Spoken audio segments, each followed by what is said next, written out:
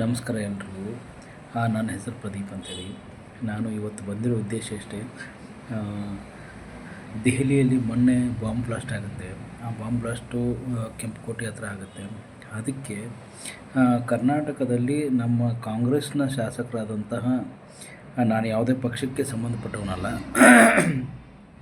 ಪ್ರಿಯಾಂಕ್ ಖರ್ಗೆ ಅವರು ಹೇಳ್ತಾರೆ ಇದು ಇಂಟೆಲಿಜೆನ್ಸಿ ಫೇಲ್ಯೂರು. ಅದಕ್ಕೆ ಎಲ್ಲಿದ್ದೀರಪ್ಪ RSSನವರು, ಎಲ್ಲಿದ್ದೀರ, ಈಗ ಬಂದು ಹೋರಾಟ ಮಾಡಿ ಅಂತ ಹೇಳ್ತಾರೆ. ನಮ್ಮ ಚಿಕ್ಕಬಳ್ಳಾಪುರದ ಶಾಸಕರಾದಂಥ ಪ್ರದೀಪ್ ಈಶ್ವರ್ ಅವರು ಹೇಳ್ತಾರೆ ಇದು ಅಮಿತ್ ಶಾ ಅವರು, ಗೃಹ ಸಚಿವರಾದಂಥ ಅಮಿತ್ ಶಾ ಅವರು ಮತ್ತು ಪ್ರಧಾನಿಯಾದಂತಹ ನರೇಂದ್ರ ಮೋದಿಯವರು ರಾಜೀನಾಮೆ ಕೊಡಬೇಕು ಅಂತೇಳಿ. ಸರ್, ನಾನು ತಮ್ಮಿಬ್ಬರ ಹತ್ರನೂ ವಿನಂತಿ ಮಾಡ್ಕೊತೀನಿ. ಸರ್, ದಯವಿಟ್ಟು ರಾಜಕಾರಣ ಬಿಡಿ ಸರ್. ಅಲ್ಲಿ ಸತ್ತವರು ಕಾಂಗ್ರೆಸ್ನವರು ಅಲ್ಲ, BJP ಅವರಲ್ಲ, JDS ಅವರಲ್ಲ, RJD ಅವರಲ್ಲ, ಇನ್ನೊಂದು ಮತ್ತೊಂದಲ್ಲ, ಅವರು ಸಾಮಾನ್ಯ ಜನ ಸರ್. ದಯವಿಟ್ಟು ಒಂಚೂರು ಯೋಚನೆ ಮಾಡಿ. ನೀವು ಬರೀ ರಾಜಕಾರಣನೇ ಮಾತಾಡಿದ್ರೆ ಹೇಗೆ ಸರ್? ಬಿಡಿ, ಅವರು ಆಯಿತು, ಕೇಂದ್ರದಲ್ಲಿ BJP ಸರ್ಕಾರ ಇದೆ, ಇವತ್ತೇನೋ ಆಗಿದೆ ಅಂದರೆ ಅದಕ್ಕೆ BJP ಸರ್ಕಾರದವ್ರದ್ದೇ ತಪ್ಪು ಅಂದ್ಕೊಳ್ಳೋಣ. ಇವತ್ತು ಅದರಲ್ಲಿ ಈ ಇನ್ವೆಸ್ಟಿಗೇಷನಲ್ಲಿ ಒಬ್ಬ ಲೇಡಿ ಡಾಕ್ಟರ್ ಸಿಕ್ಕಿದಾರಲ್ಲ ಸರ್, ಅವ್ರು ಕರ್ನಾಟಕದಲ್ಲಿ ಸಿಕ್ಕಿದಾರಲ್ಲ ಸರ್, ಪ್ರದೀಪ್ ಈಶ್ವರ್ ಅವರೇ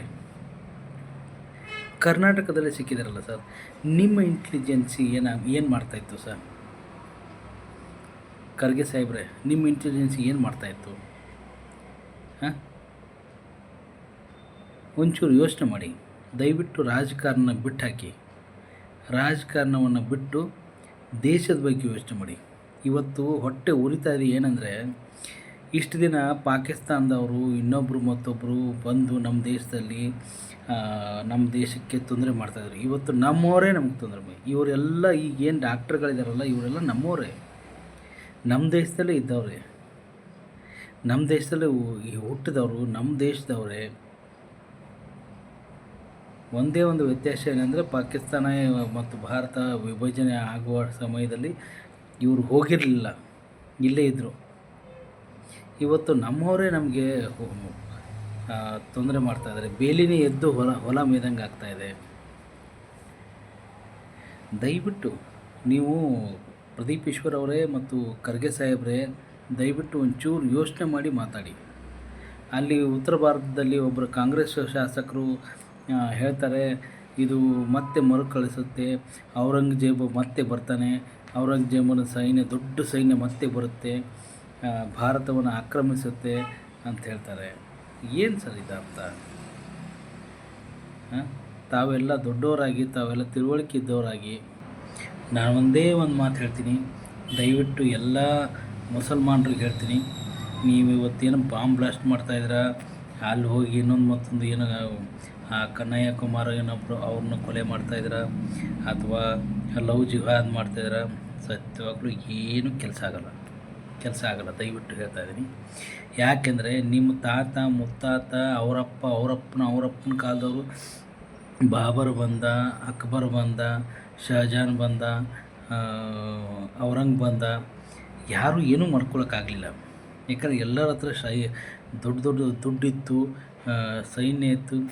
ನೀವು ಏನು ಈಗ ಸಣ್ಣ ಪುಟ್ಟ ಕಾರ್ನಲ್ಲಿ ಬಾಂಬ್ ಬ್ಲಾಸ್ಟ್ ಮಾಡ್ತಾಯಿದ್ದೀರ, ಕುಕ್ಕರ್ನಲ್ಲಿ ಬಾಂಬ್ ಬ್ಲಾಸ್ಟ್ ಮಾಡ್ತಾಯಿದ್ದೀರ, ಇದಕ್ಕಿಂತ 1000 ಪಟ್ಟು, 1,00,000 ಪಟ್ಟು, ಕೋಟಿ ಪಟ್ಟು ದುಡ್ಡು ಅವ್ರ ಹತ್ರ ಇತ್ತು, ಅಧಿಕಾರ ಇತ್ತು, ಅವರೇ ಏನೂ ಮಾಡ್ಕೊಳಕ್ಕಾಗಲಿಲ್ಲ.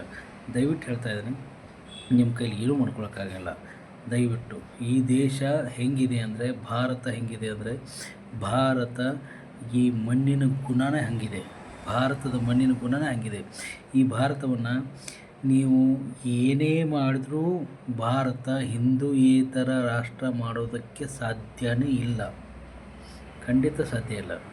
ಈ ದೇಶ, ಈ ಮಣ್ಣಿನ ಗುಣ ಹೆಂಗಿದೆ ಅಂದರೆ, ಯಾರೂ ರಕ್ಷಣೆ ಮಾಡೋಕ್ಕೆ ಆಗದೇ ಇರುವಂಥ ಸಂದರ್ಭದಲ್ಲಿ, ಯಾರೂ ರಕ್ಷಣೆ ಮಾಡೋದಕ್ಕೆ ಬರದೇ ಇರುವಂಥ ಸಂದರ್ಭದಲ್ಲಿ, ಈ ದೇಶದ, ಈ ಭಾರತದ ಮಣ್ಣು, ಭಾರತ ಮಾತೆ ತನ್ನನ್ನು ತಾನು ರಕ್ಷಣೆ ಮಾಡಿಕೊಳ್ಳುವಂಥ ಶಕ್ತಿ ಇರುವಂಥ ಜಗತ್ತಿನಲ್ಲಿ ಪ್ರಪಂಚದಲ್ಲಿ ಏಕೈಕ ರಾಷ್ಟ್ರ ಭಾರತ. ದಯವಿಟ್ಟು ಅದನ್ನು ಅರ್ಥ ಮಾಡ್ಕೊಳ್ಳಿ. ವ್ಯರ್ಥ ಪ್ರಯತ್ನ ಬಿಟ್ಬಿಡಿ. ಈ ದೇಶವನ್ನು ಏನೂ ಮಾಡೋಕ್ಕಾಗಲ್ಲ. ಶ್ರೀಕೃಷ್ಣನ ಆಶೀರ್ವಾದ ಇದೆ, ಪ್ರಭು ಶ್ರೀರಾಮಚಂದ್ರನ ಆಶೀರ್ವಾದ ಇದೆ.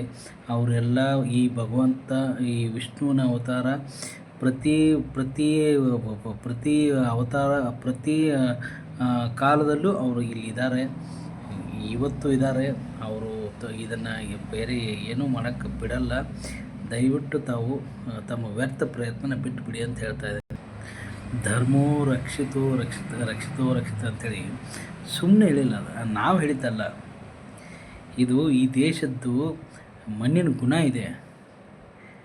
ಇದು ಈ ದೇಶ 1400 ವರ್ಷದಿಂದ ಎಲ್ಲರೂ ಈ ದೇಶವನ್ನು ಆಕ್ರಮಣ ಮಾಡಿದ್ದಾರೆ, ದಬ್ಬಾಳಿಕೆ ಮಾಡಿದ್ದಾರೆ. ಆದರೂ ಈ ದೇಶ ಇವತ್ತು ಲೂಟಿ ಮಾಡಿದ್ದಾರೆ, ದಬ್ಬಾಳಿಕೆ ಮಾಡಿದ್ದಾರೆ, ಆಡಳಿತ ಮಾಡಿದ್ದಾರೆ. ಇವತ್ತಿಗೂ ಈ ದೇಶ ಇನ್ನೂ ವಿಶ್ವಗುರು ಆಗುವಂಥ ಹಾದಿಯಲ್ಲಿ ಹೋಗ್ತಾ ಇದೆ ಅಂದರೆ ಅಷ್ಟೇ ಯೋಚನೆ ಮಾಡಿ. ಈ ದೇಶವನ್ನು ಯಾರೂ ಏನೂ ಮಾಡೋಕ್ಕಾಗಲ್ಲ. ಈ ದೇಶದ ಗುಣ, ಈ ನಮ್ಮ ದೇಶದ ಗುಣ ಹೆಂಗಿದೆ ಅಂದರೆ, ಒಂದು ಯಾರೂ ರಕ್ಷಣೆ ಮಾಡಲಿಲ್ಲ ಅಂದರೆ ತನ್ನನ್ನು ತಾನು ರಕ್ಷಣೆ ಮಾಡಿಕೊಳ್ಳುವಂಥ ಶಕ್ತಿ ಇರುವಂಥ ಒಂದೇ ಒಂದು ರಾಷ್ಟ್ರ ಭಾರತ. ಒಂದೇ ಒಂದು ರಾಷ್ಟ್ರ ಭಾರತ. ದಯವಿಟ್ಟು ಅರ್ಥ ಮಾಡ್ಕೊಳ್ಳಿ. ಯಾರಾದ್ರು ಹೇಳ್ತಾರೆ ಇಲ್ಲ ಇತಿಹಾಸ ಮರುಕಳಿಸುತ್ತೆ, ಔರಂಗಜೇಬ್ ಬರ್ತಾರೆ, ಅಕ್ಬರ್ ಬರ್ತಾರೆ ಅಂತ ಹೇಳ್ತಾರೆ. ಕಾಂಗ್ರೆಸ್ನ ಒಬ್ಬರು MP ಅವ್ರು ಹೇಳ್ತಾರೆ. ಅವ್ರು ಯಾರೋ ಅವ್ರ ಹೆಸರು ನನಗೆ ಸರಿಯಾಗಿ ಗೊತ್ತಿಲ್ಲ, ಒಟ್ಟು ಕೇಳಿದ್ದೀನಿ ಅಷ್ಟೇ, ಕೇಳಿದ್ದಕ್ಕೆ ಹೇಳ್ತಾ ಇದ್ದೀನಿ. ಆದರೆ ನಾನು ಅವ್ರಿಗೆ ಹೇಳೋಕ್ಕೆ ಇಷ್ಟಪಡ್ತೀನಿ, ಔರಂಗಜೇಬ್ ಬಂದರೆ ಛತ್ರಪತಿ ಶಿವಾಜಿ ಮಹಾರಾಜರು ಬರಲ್ವಾ? ಔರಂಗಜೇಬ್ ಬಂದರೆ ಛತ್ರಪತಿ ಸಂಭಾಜಿ ಮಹಾರಾಜರು ಬರಲ್ವಾ? ಆವತ್ತು ಅವ್ರಿಗೆ ಮೋಸ ಆಯಿತು, ಇವತ್ತಾಗಲ್ಲ. ಒಂದು ವೇಳೆ ಆವತ್ತು ಸಂಭಾಜಿ ಮಹಾರಾಜರಿಗೆ ಮೋಸ ಆಗದೇ ಇದ್ದಿದ್ದರೆ ಔರಂಗಜೇಬನ ಪರಿಸ್ಥಿತಿ ಏನಾಗ್ತಿತ್ತು ಅಂತ ನನಗೂ ಗೊತ್ತು, ನಿಮಗೂ ಗೊತ್ತು ಅಲ್ವಾ? ಜೈ ಹಿಂದ್, ಜೈ ಭಾರತ್ ಮಾತೆ.